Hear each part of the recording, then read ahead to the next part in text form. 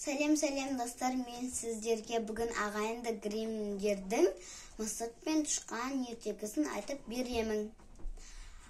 Баяғыда бір мысық болыпты. Ол тышқанмен дос болып алып, тышқанға айтады: "Тышқан, жүр менімен бірге үйімде тұр" дейді екен. Тышқан: "Жоқ, мен сенімен бірге тұрмаймын" дейді екен. Мысық оны көндіріп алып тұрғызып алады. Бір-екі айдан кейін мысық айтады: "Жүр, қысқа азық-түлік дайындайық" дейді екен. Олар шыға сала азық-түлік дайындауға барады. Азық-түлік тапқаннан бір майды сатып алып, оны құмыраға тығып қояды. "Ал енді қай жаққа тығамыз" дейді екен мысық. Тышқан айтады: "Жүр, азбарға тығайық" дейді екен. "Жарайды, жүр, кеттік" дейді екен. Бір-екі айдан кейін мысық майдың дәмін татқысы келіп кетеді. Сөйтіп, тышқанды қалай алдайтынын білмеді. Тышқанға барып: "Тышқан, менің нағашым апам немерелі болыпты. Соған ат қойып келейікші" дейді екен. Тышқан айтады: "Барып келсем бара ғой" дейді екен. Мысық шыға сала азбарға барады. Азбардан майды алып жеп, төбелше деп қойыптатын. Үйлердің шатырына мініп, біраз ұйықтап алды. Кешке үйіне қайтты да, тышқан оны қарсы алып алды. "Қалай, сені қарсы алып алды ма? Бөбектің атын не деп қойдың" дейді екен. Мысық айтады: "Бөбектің атын төбелше деп қойдым" дейді екен. Сөйтіп, "Ондайда ат бола ма" дейді екен тышқан. "Сондай ат қойғаннан кейін ондай ат бар ғой" дейді екен. Мысық ойланып қалды. Бір-екі айдан кейін мысық тағы да майдың дәмін татқысы келіп кетті. Сөйтіп, ол тағы да тышқанның алдайтынын білмеді. Тышқанға барып айтты: "Тышқан, менің нағашы әпкем балалы болыпты. Соған ат қойып келейікші" дейді екен. Сөйтіп, олар ат қоюға кетеді. Тышқан мысық. Ол шыға сала азбарға тартты мысық.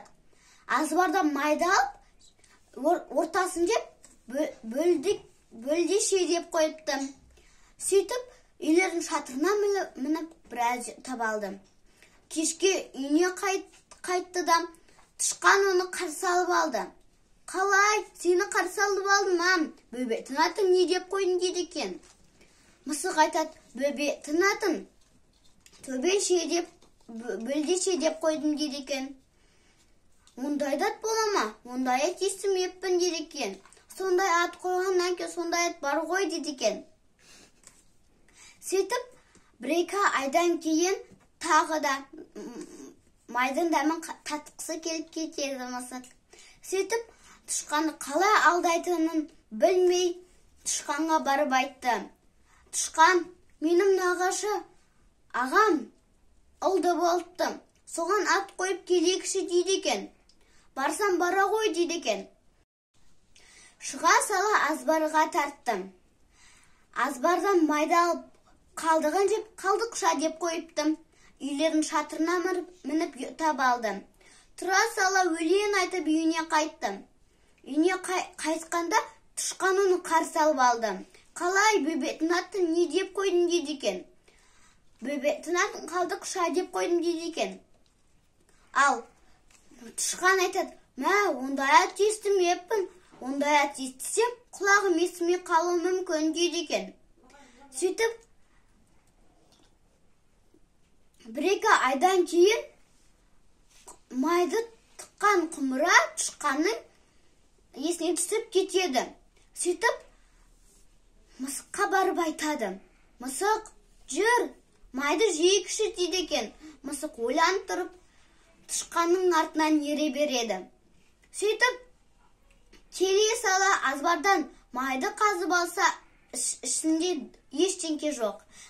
Білген едім мысық, сен бөбектердің атын не үшін үйтіп қойдың" дейді екен. "Біріншісінің атын төбелше деп қойдың, ал екіншісінің атын бөлдеше деп қойдың, ал үшіншісінің атын қалдықша деп қойдың" дейді екен. Енді мысық пен тышқан ешқашан дос болмайды екен. Менің ертегім ұнаса, каналға тіркел, лайк басып кетіңіздер.